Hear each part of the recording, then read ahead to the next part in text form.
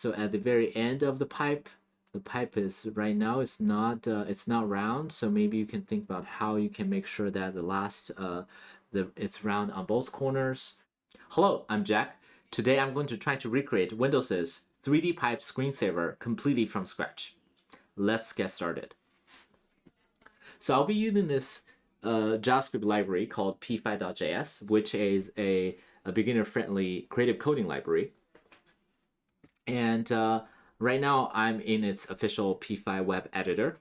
And I'll be using this algorithm that's covered in a book that I've been reading recently called The Nature of Code by Daniel Schiffman. And if you want to learn more about how to create a 2D random walk, you can check out my previous video on this channel. And today I'm going to start with a 3D random walks algorithm.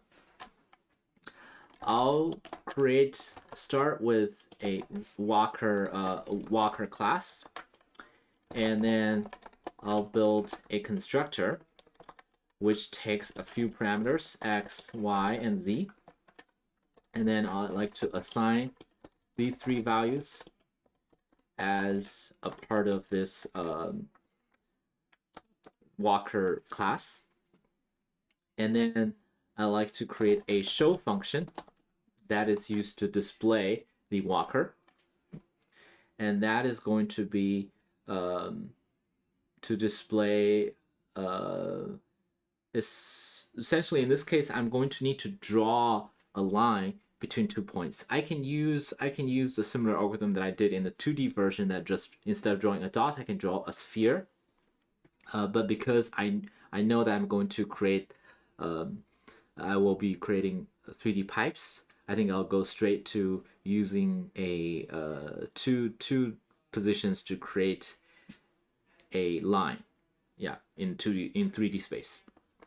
So in that case, I would also need a step size, but I want that to be randomized, so I'll leave it there. And so now what I really need is 2 positions. So when I want to have multiple positions, I will use a array to keep track of the walker's positions. So essentially, this walker will keep track of a list of positions in the language of JavaScript. It's called an array of positions, and I'll call them vertices, and I'll initialize this as an empty array. So just to test out my show, I'll put some temporary values here for now, and so some temporary placeholders. Create a vector. I'm using the vector for easy transformation later. So I'm starting with 0, 0, 0, and create vector 1, 1, 1, just to draw a simple line. So then what I'll be needing really is to be able to draw this line between those 2 points. So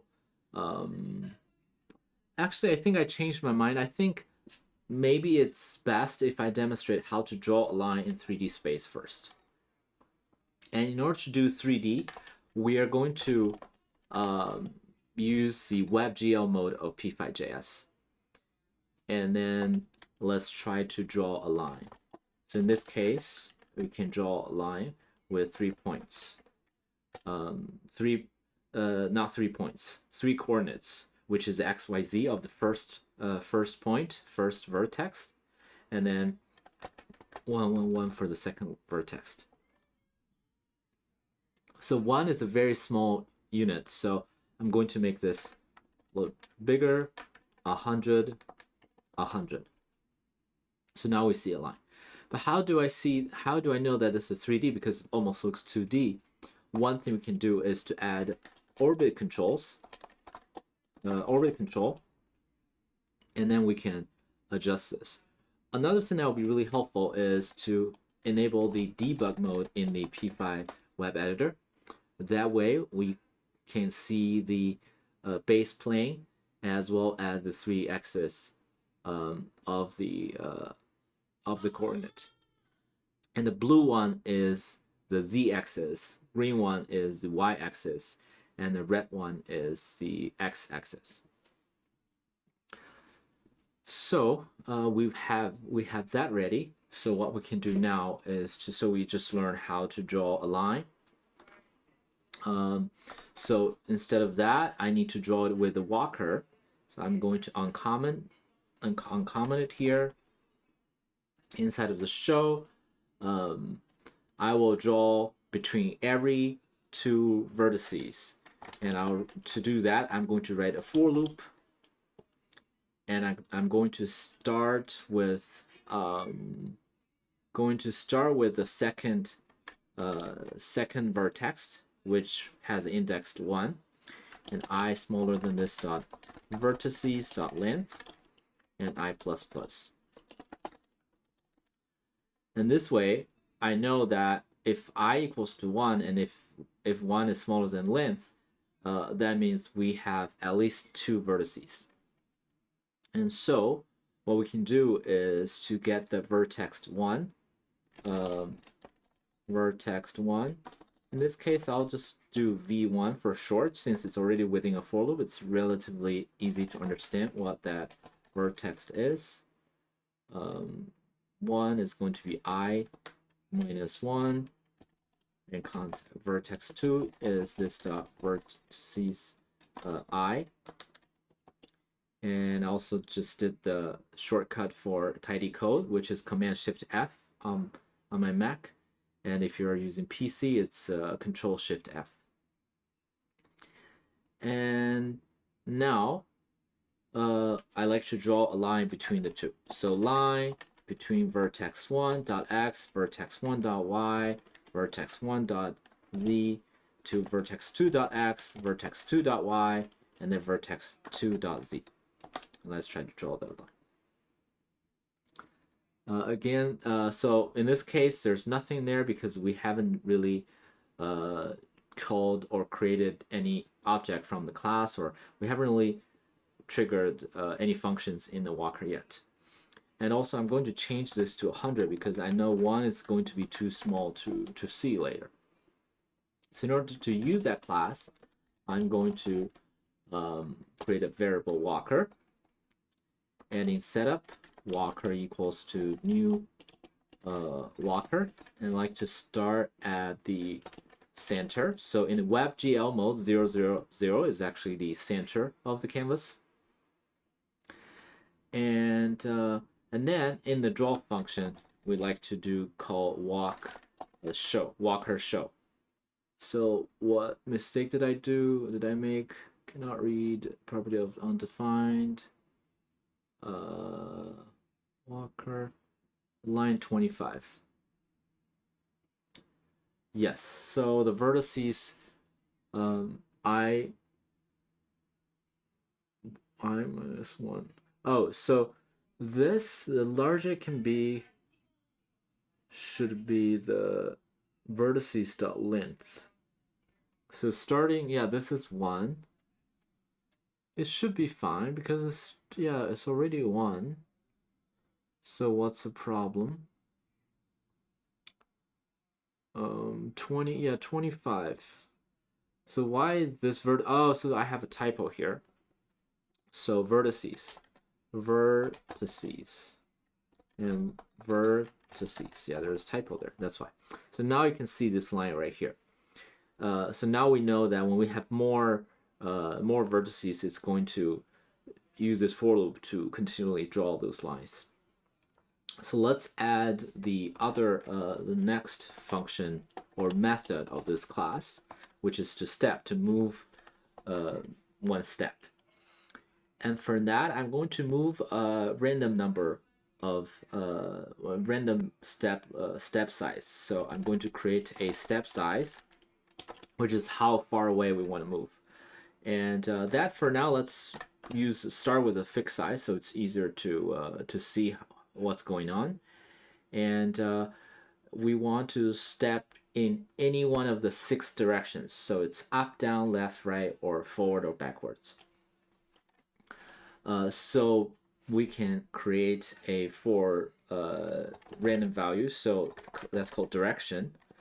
That is going to be the value of random 6. So random 6 is going to create a random variable, random value from 0 to 6, but excluding 6 is going to be a floating point number.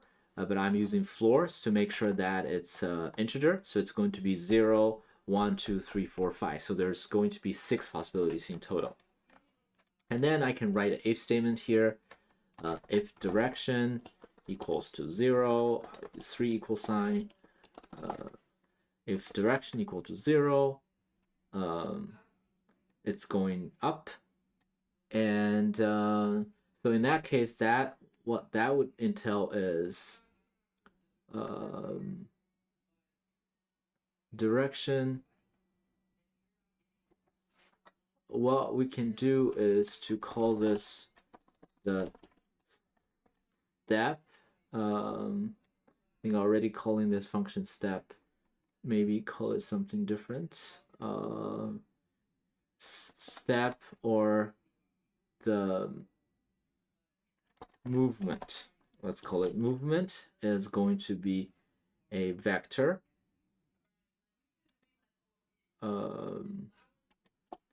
Is going to be a vector that's 0. I'll call it 0, and then step size and 0. So it's going to be a vector that points up. If direction is 0, movements maybe stay there, so nothing happens to the movement.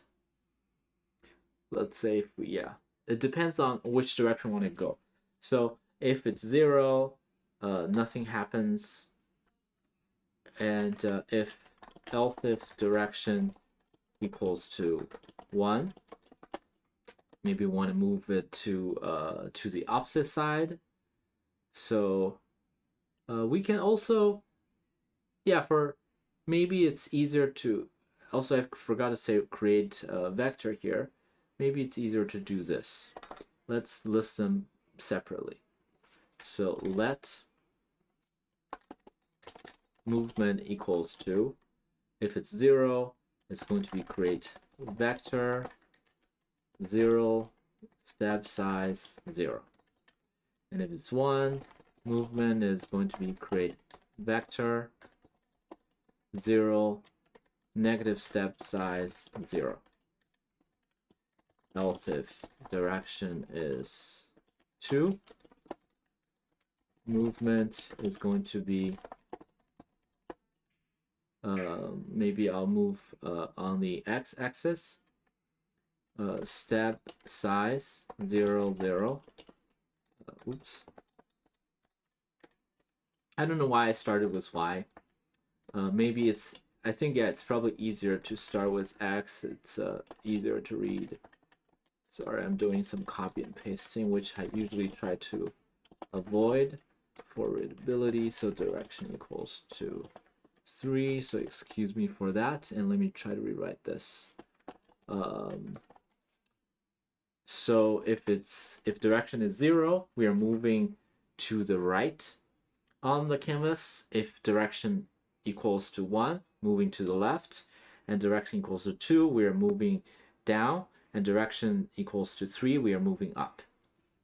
And then else if direction equals to 4, we are going to move to the maybe forward, which is going to be positive, so step size on the z-axis. And finally, in the last condition, movement equals to create vector 0, 0, negative step size. So that's the 4 directions. So every time you step, you're moving from one of the 6 directions. And how that is going to be is we're also we're going to add to the very last, so we already have some vertices, and we're going to add later on. We're going to modify this. I'm just keeping this here for as a placeholder so we can see something happening. But essentially, want to add after the very last vertex. So over here, in order to get the last vertex, let's create the a vertex. So that's going to be the new vertex or next vertex. Next vertex is going to be maybe let's break this down step by step so it's easier to read. So last vertex is this dot vertices, and then we want the last one, so that's going to be the vertices dot length -1. So the last one, that's the index for the last one. So that's the last vertex. So what is going to be the next vertex? Next vertex is going to be this last vertex, and combined with the movement. So that we can, there are two ways to do this. I think I'm going to use this one, p5 dot vector dot add, in order to add the two vector. Yeah, so this way I'm adding two vector together. That is going to be our next vector, and I like to add this next vector to the very end of the vertices array. Add next vertex. And now the only thing we really need to do is to call this. So let's try to call that in here. So before we show walker.step. So now it's already doing this. And let's decrease the step size so we can see that a little bit easier. So now you see that this there's a 3D random walker. And right now I don't need this placeholder anymore, but I will start with the initial position, which is X, Y, and Z. So in that case, I think I don't even need the X and Y, Z here. I'm essentially, the walker is keeping track of a list of vertices, and that's all I need. And now you can see the random walkers, the random walker in 3D. I'm also going to remove the debug, comment out the debug mode for now, since that kind of we will bring it back if we need it, but for the time being, this is fine, since we can drag it around. We can see the 3D random walker. So what if we want a random step size? Or we can also worry about the random step size later. For now, let's just keep the same random step size, but let's try to make it 3D. So 3D random walks. This is 3D random walks, and I'm going to duplicate this. Random walks with pipes. Yeah.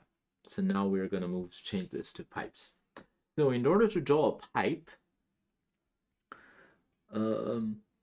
in fact, in order to draw a pipe, so that's where it's a little bit different from drawing a line. So if we want to draw a pipe, we need to get the position of the center of that pipe, and then rotate it to the appropriate direction. And let's see how that is going to go. So in this case, in this for loop, for every two vertices, first of all, we need to calculate the center. So I'm going to calculate the center vertex. I'll try to be a little more descriptive with my variable name here. Center vertex is going to be the to get the center, we can combine the two and then divide divided by 2. So that is p5 dot vector dot add v1 plus v2, and then divided by 2. That's something we can do with divide, or yeah, divide by 2. So that's how we can get the center vertex. Once we have the center vertex, right now it's not showing because I removed the line function, but now we're going to replace that with a cylinder function. Cylinder.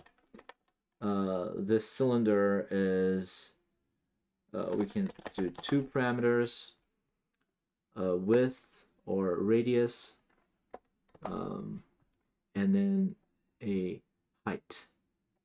So yeah, it looks like it's yeah, the radius and height. So radius may be something small, 2, and then height should be the step size. But the step size, since we don't have access to step size, so really it's the distance between v1 and v2. So let's try to calculate that. So that is going to be the length of the pipe is going to be the distance between the two. For distance, there should be a function. I'll give it a try. I can't remember for sure. Or I'm sure there's a distance function that reads like this, v2, so that's the distance between v1 and v2. That way we get a distance, which is going to be the length, and we replace that over there. Okay, looks like so far it's about the same. And then in order to position a cylinder, we actually need to use a translate function. So we need to translate to the specific position we want to position this instead of specifying. That has something to do with how the whole WebGL works when you're dealing with 3D models. So I'm going to translate to the specific position of the center vertex dot x, center vertex dot y, center vertex dot z. However, this is going to be problematic, as you can see already, because translates are additive. So one transited, basically you are what the translate does is to move the origin. So you are moving the origin on top of the previous origin, and you are adding up the difference together. So what we can do is to add a push and pop at the beginning and end of drawing this cylinder. So now we are getting closer to something we want, but the cylinder is always upright. So essentially the cylinder direction is always like vertical along the y-axis. So this is where we need to handle the rotation. We need to rotate the cylinder to the appropriate direction. Oops, I didn't mean to do that. And in order to do that, let's make the step size a little bit bigger. So again, right now it's all upwards. So how can we rotate that? In terms of rotation, it's really a matter of this is a length, but really it depends on which direction this vertex from v1 that pointed towards v2, what that direction is. So let's try to get that vertex. So the I'll call it not vertex, that kind of that vector. So pipe vector equals to the difference p5 dot vector dot sub. So we are subbing the v1 from v2. So the pipe vector right now is pointing towards the direction we want to point to. So now in this case, we don't need the distance anymore. We can simply use the pipe vector's length. Yeah. There is something wrong. Interesting. Pipe vector, it's called magnitude. Yeah, it's not length, it's magnitude. So now that's the same thing. And what else do I need? So now I need to, based on the pipe vector pipe vector, we can tell which direction it is. So if it's a complicated direction, we actually need to use the cross product. But for now, for simplicity, since we are really just dealing with 6 directions, and further because cylinder is symmetrical from top and to bottom, so there's really only 3 directions. So anything that's not upright, we want to rotate. So let's quickly look at the whiteboard to talk about how we're going to calculate direction. So this is what the direction of cylinder. This is x, this is y, and this is z. So now, the only thing we need to know, so based on the vector, so if the vector is facing x, facing towards x, that means the x value is, so that means on the z-axis, so if it's facing x, it's going to be some number. Let's say the let me try to make sure it's focused so I'm not getting too close to the center. And so this is going, so if it's facing that way, it's going to be some value. I need to represent it with something better. Essentially the length, it's going to be the length and then 0, 0, because it's not, there's no movement, there's no difference in the y or z if we are rotating to the x. So either to the positive side of x or negative side of x. So this would be like if the vector is horizontal, like that way.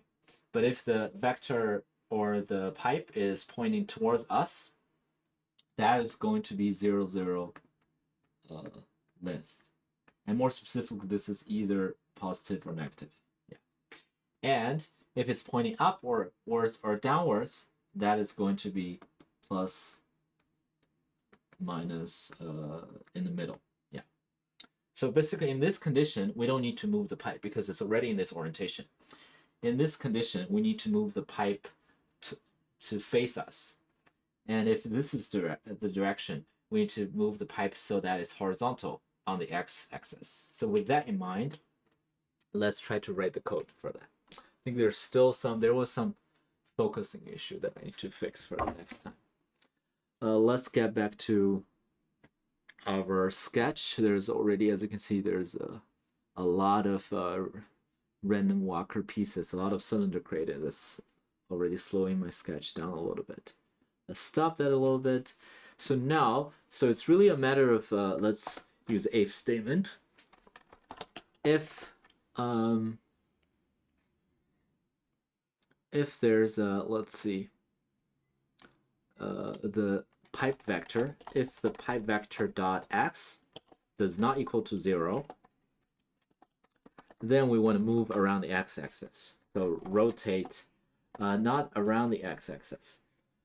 Then we want to, in terms of rotation, we want to move this thing, if we get back to here, because right now it's in this direction. If we are supposed to move here towards x, then we need to move along, use z as axis, and then move this piece horizontal. So then we are moving on the z-axis. And if we want it to point towards z, then we need to move along the, not along the, but like around the x-axis. So yeah, so when we move z, it needs to rotate x. And if we want to move face towards x, we need to rotate z. Let's get back to this. So in this case, if it's supposed to face x, we are going to rotate z. How much do we rotate? We rotate half pi, which is 90 degrees, the right angle. And then if pipe vector dot z does not equal to 0, then we rotate x with half pi. And if the other case, if y does not equal to 0, we don't rotate because that is the current orientation. Yeah, this we can also combine it with change this to else if. We can leave it there for like future edge cases. For now, with what we are doing, it's either or. As you can see now, we just created pipes. So finally, 3D random walks pipes. And finally, let's add color. I'm going to duplicate this and call this 3D pipes colorful. Yeah. So now we can add a color. There are a few things we need to do to add color. One is to turn on the lighting with I think it's lights function. So that turns on the lights. And two is right now it's using the strokes, so we can disable the stroke with no stroke. So now you can see these are the white pipes. And why don't we also create a variable that controls the thickness of the pipes. Right now it's set at 2, so let's create a global variable, const radius. Let's 5. Yeah, we can always adjust it later. Yeah, pipe. And before the color, actually, because right now it's like a grid, we can add a variable. Let's add variable pipe length. So essentially that's a step size. So instead of 50, let's use a random function. It's going to be anywhere between 20, what's the radius? Yeah, 20 to 50. Or it can be, yeah, even be bigger, 60. So now it kind of have variable amount of distance between for all the pipes. And another nice thing we can have is the rounded corner around the joint. So to do that, we are going to simply add a sphere at the corner. So we want a sphere essentially always at the end or always at the beginning. I'm going to, so after this, we can then do another push and pop. We can either combine it or do a separate one. So we want to translate to the, let's say, the beginning of the pipe. So v1.x, v1.y, and v1.z. As we transfer that, and then we draw a sphere with that radius. And there we go. We have nicely smooth pipes, 3D pipes. That's going to random direction. And one other thing, let's add a color. For now, let's go back and add color. So for adding colors, it's really a matter of adding a fill here. Like if you want to have a fixed color, let's say if you want red, or if you want the red to be a little brighter, 100, 100. Yeah, red. Or if I think in this case, yeah, in this case, this actually will work well. But if we want the color to be a part of the pipe, so we can then generate this color as part of the pipe. So walker, so whenever walker is created, we are generating this color, and color is going to be a random color with a color function, and random, it can be any random color. But because I'm going to be a little more specific, so I'm going to turn on the color mode HSB, hue, saturation, brightness.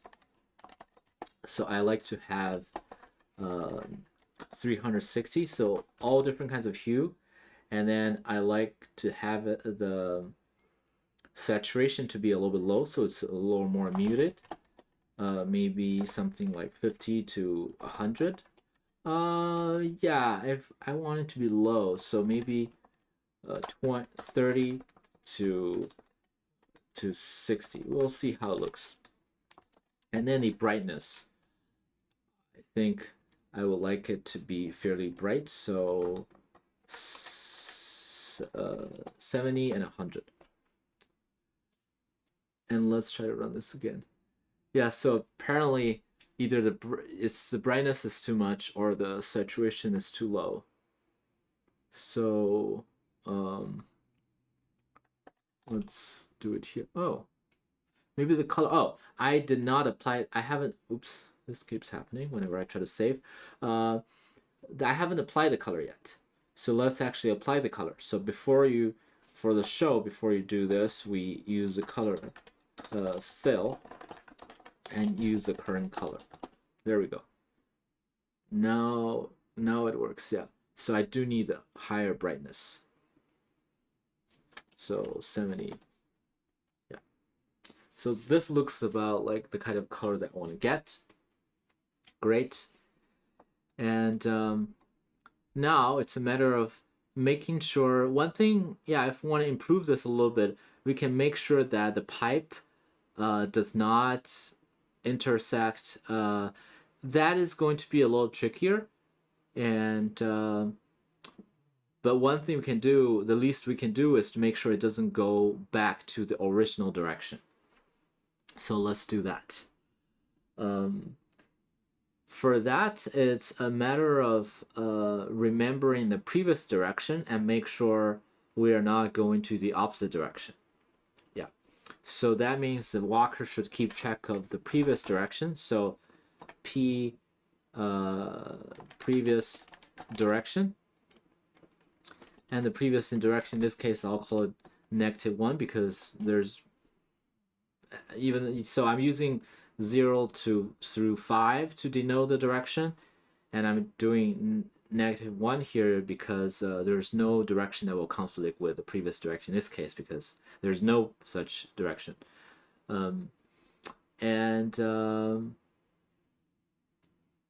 So what we are going to do is to make sure that it's not the same as the previous direction. So direction, if you want to make sure it's not the previous direction, let's see, random floor. First, that means the direction will be a variable. Well, I might change that direction, and we can add an if statement. So direction, if the direction is the opposite of the previous direction. But then that's a matter of how do you tell if it's the opposite direction. Let's see, the opposite direction is 0, 1, 2, 3, or 4, 4, 4, 5. These are the opposite directions. So how can I tell if it is the opposite direction?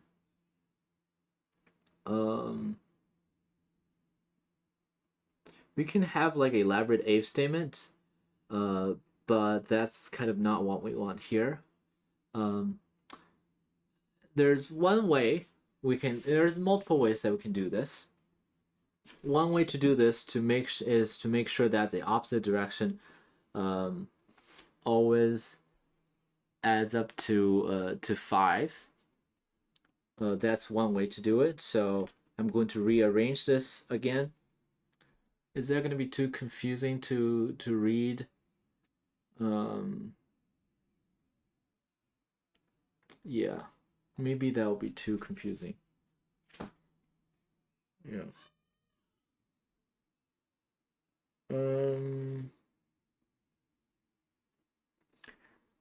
Yeah, not very satisfied with the solution I'm thinking about in my head. So, random direction. I think, yeah, why don't we use that? I will move these around a little bit so that they're always at the opposite. So that's that. I'm gonna move this one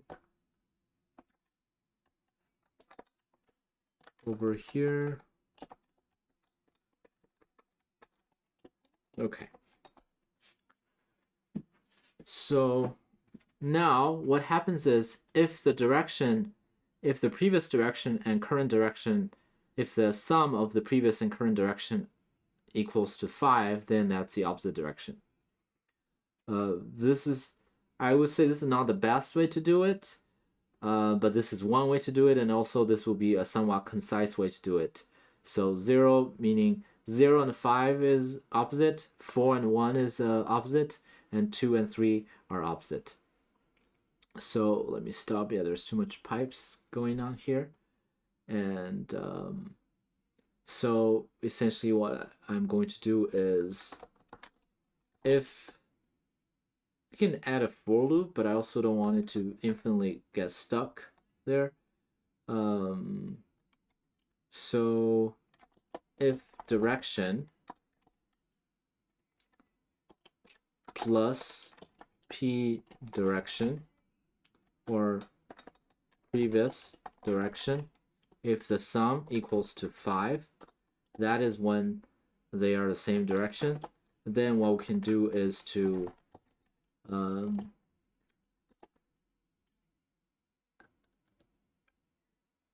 we can regenerate another number, or one thing we can do is to add a random number that, yeah, I'm really making this a little too complicated.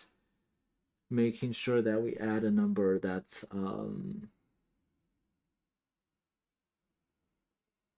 if they're the same.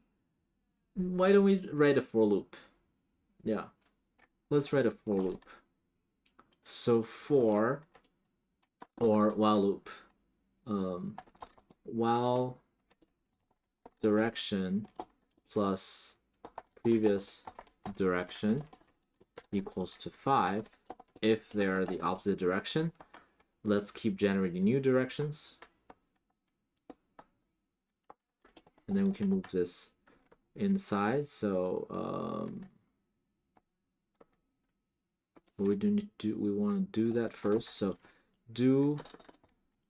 let's do a do while loop.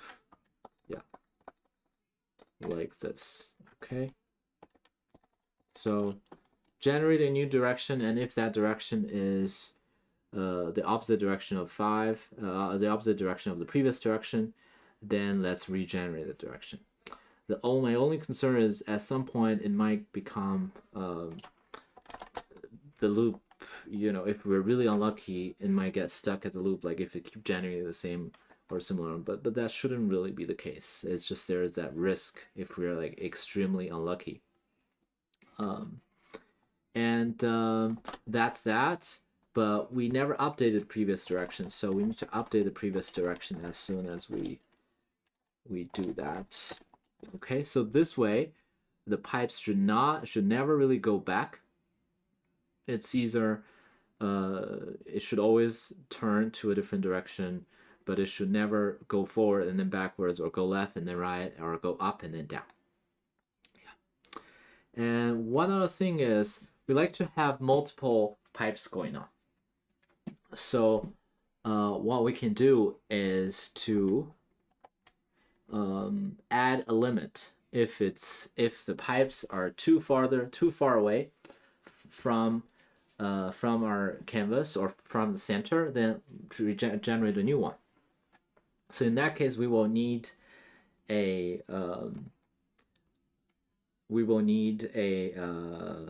array of walkers, because we might need multiple walkers. So I'm going to make this an array walkers, and we'll start with one walker. So walkers.push this new walker, and then we want to, over here, we want to have a for loop. I'll use this shorthand that kind of goes through all the walkers. So essentially for all the walkers, actually we only do the latest walker. Yeah, we want to show all the walkers, but we only want to step the latest walker. Only want to move the latest walker. In that case, what I'm going to do is So it's always going to be the latest walker, and the latest walker is walkers and walkers dot length -1, and that's the one we want to step, which is to move. Yeah. And then whenever the walker reach a certain condition, we generate a new walker, and that can be we can also do the check. Yeah, let's do that check inside of in the for loop. So we can write an if statement here. So if the current walker, why don't we create a variable that holds that information? So the latest walker equals to walker equals to essentially this thing I had below, walkers walkers.length -1. So that's the latest walker. Now I'm going to replace this with the latest walker. Yeah, so far I haven't changed anything yet, but now I'm going to write if statement. If the latest walker dot its vertices, and then the last vertex is going to be latest. Yeah, why don't we write a function as part of the walker so that the code in the for loop is a little easier to read. So let me do that. So I'm going to add additional property to this walker. So has stopped, yeah, start as false, and then when we are generating those walkers, the next vertex. So at some point, if the next vertex reach a certain point, so if the next vertex